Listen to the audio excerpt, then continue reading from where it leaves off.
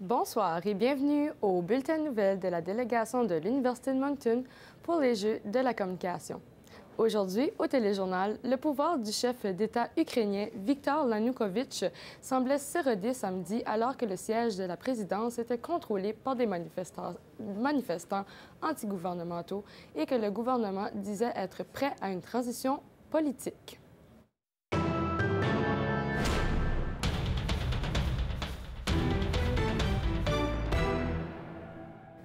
Au Parlement ukrainien, les principaux partis d'opposition ont demandé la démission de Viktor Yanukovych, chef d'État, après avoir voté vendredi un amendement du Code pénal qui ouvre la voie à une libération de l'ancienne première ministre Yulia Tymoshenko, condamnée en 2011 à 7 ans de prison pour abus de pouvoir.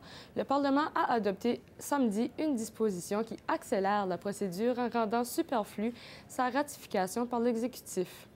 Selon l'un des chefs de file de l'opposition, l'ancien boxeur Vitali Klitschko a quitté Kiev au lendemain de la signature d'un accord de sortie de crise, fruit d'une médiation européenne, qui suit plusieurs jours de violence qui ont fait 77 morts. Des millions d'Ukrainiens ne voient qu'une seule solution, des élections présidentielles et parlementaires anticipées, a estimé Vitali Klitschko, qui réclame la tenue d'élections présidentielles et législatives avant le 25 mai.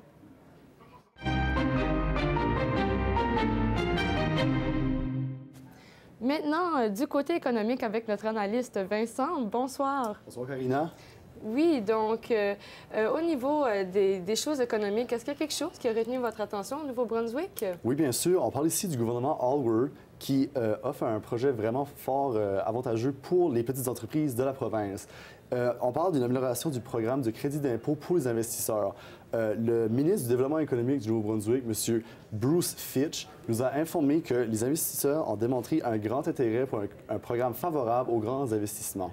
Ceci est une bonne nouvelle pour les petites entreprises parce qu'un de leurs enjeux majeurs, c'est avoir un accès facile au capital et à des liquidités.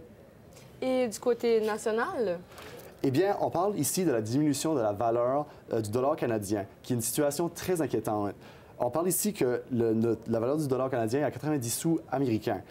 Par contre, la Banque royale du Canada nous informe de ne pas s'inquiéter parce que le taux va rester stable pour le reste de l'année et qu'ils s'attendent à une augmentation au deuxième trimestre l'an prochain. Et maintenant, à l'international, peut-être? Oui, on parle ici vraiment d'une entreprise qui a vraiment explosé dans les médias et l'actualité. On parle ici de Bitcoin, une nouvelle manière de faire des transactions monétaires.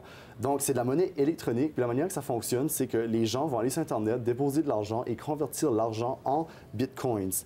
Les avantages de ceci, c'est que ça facilite grandement les transferts entre les gens et aussi dans les entreprises, et ceci ne nécessite aucunement l'aide d'une banque. Les frais sont grandement moindres comparativement aux institutions financières. Il est utilisé dans plusieurs pays et il nous informe que le système est grandement sécurisé avec un système ultra sophistiqué. Mais malgré ce système, j'imagine qu'il y a plusieurs réactions du côté du public, hein? Oui, effectivement. Il y en a des positifs et des négatifs. Il y a une très grande activité sur ce site. On parle ici que depuis la fondation en 2009, il y a présentement 12 millions de dollars en bitcoins qui est en circulation dans le système. Du côté négatif, par contre, ici au Canada, la Banque de Montréal, eux, n'encouragent pas leurs clients d'aller d'avant et d'interagir avec Bitcoin. Aussi, en Russie, ils ont rendu Bitcoin illégal et ont rappelé que la monnaie nationale est le rouble. Donc, Karina, on peut conclure que l'innovation, c'est une bonne chose, mais peut-être que dans le domaine de la finance, c'est un peu moins bon. C'est bien vrai, Vincent. Merci. Il n'y a pas de quoi. Des milliers de militants libéraux ont entamé hier les débats sur les futures plateformes électorales, mais c'est la victoire canadienne au hockey qui a volé la vedette. Quelques 300 délégués du Parti libéral du Canada sont réunis à Montréal pour la fin de semaine afin de discuter résolution par résolution de leur futur programme. Ils passent en revue toute une série de propositions allant d'une stratégie nationale électrique à la prévention du mucellement des scientifiques canadiens. On ne saura toutefois que demain quelles de ces propositions feront leur chemin vers le programme officiel du parti en vue des prochaines élections. Mais la partie de hockey olympique opposant le Canada aux États-Unis aux Jeux de Sochi a bien vite pris passe sur les discussions. Plusieurs se sont pressés près de télévisions qui diffusaient les échanges. Le chef Trudeau a lui-même quitté un panel afin d'assister à la victoire des Canadiens. Parlant des Jeux de Sochi, Audrey, c'était tout un match de hockey, n'est-ce pas? C'est bien vrai, Karina. Tout un match pour le Canada. Après une fantastique performance contre les États-Unis, le Canada, pour la deuxième fois d'affilée, jouera pour l'or grâce à leur victoire de 1-0. Écoutez, Karina, le Canada n'aurait pas pu mieux jouer ce match. C'était parfait. Ils étaient en contrôle de la rondelle et la défense était à son meilleur niveau. L'entraîneur a maintenu son plan de match durant toute la partie et les États-Unis n'ont pas eu beaucoup d'opportunités de tirer au but. En tout, Carey Price a réalisé 31 arrêts et il mentionne à la presse que la défense joue très bien, qu'ils ont fait de l'excellent travail pour dégager le devant du filet, comme je le disais tout à l'heure, et de voir les tirs. Il faut mentionner que c'est le premier blanchissage par un gardien de but canadien dans le jeu d'élimination olympique depuis 1992. Carey Price peut donc être très fier de lui. Et tout comme Jamie Benn, bien sûr, qui, en deuxième période, a marqué l'unique but de cette demi-finale pendant les 3 premières minutes. Jay Boundminster, avec une passe précise, permis à Ben de tirer. Et comme le disent si bien les partisans de hockey, c'est le but. Et sur Twitter, l'équipe de hockey canadienne a reçu une explosion de commentaires. En effet, sur Twitter, l'équipe de hockey canadienne a eu des très bons commentaires et en voici quelques-uns qui ont attiré l'attention. Wow, le Canada avait une attaque de feu et une défense impeccable, fou comme un match.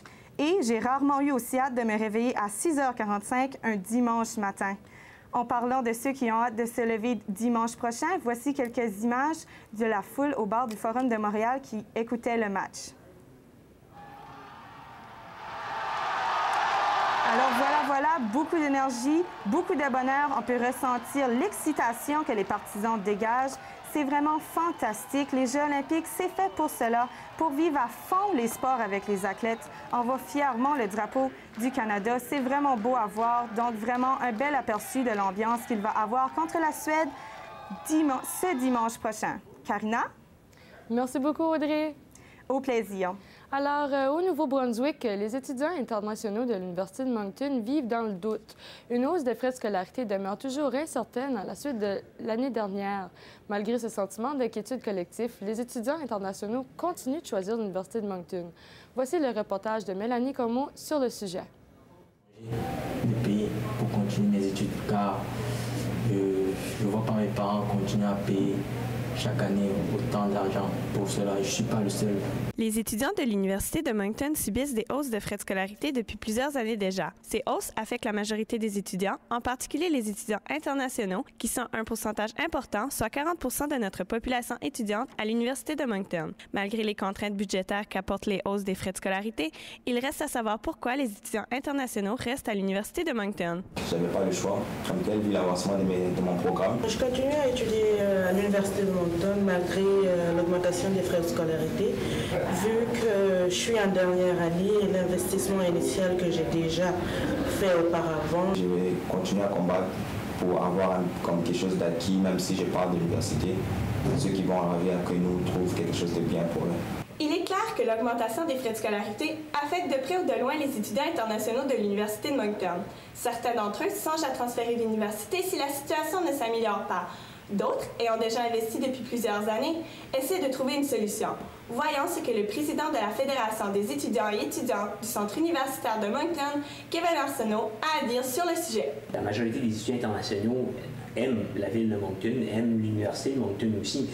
Ils se sont sentis très insultés par la forte augmentation des frais de scolarité, mais pour plusieurs, ils ont décidé de rester ici puis de combattre cette hausse-là. Il reste à savoir comment l'administration de l'Université de Moncton agira face au sentiment d'incertitude grandissant des étudiants internationaux par rapport à la hausse des frais de scolarité. Mélanie Comeau, Université de Moncton. Donc, Mélanie, depuis votre enquête, est-ce qu'il y a eu des avancements lorsqu'on parle de cette hausse de frais incertaine? Eh bien, Karina, nous avons été témoins le 10 février dernier de la marche silencieuse lors de l'ouverture officielle de la Semaine internationale à l'Université de Moncton. Cette association étudiante, celle-ci a été organisée par l'Association étudiante internationale ainsi que la Fédération des étudiantes à protester contre la hausse des frais de scolarité. Le recteur de l'université, Raymond Théberge, déclare que la hausse des frais de scolarité est inacceptable. C'était tout pour le téléjournal de la délégation de l'Université de Moncton. Merci d'avoir été parmi nous. Bonsoir.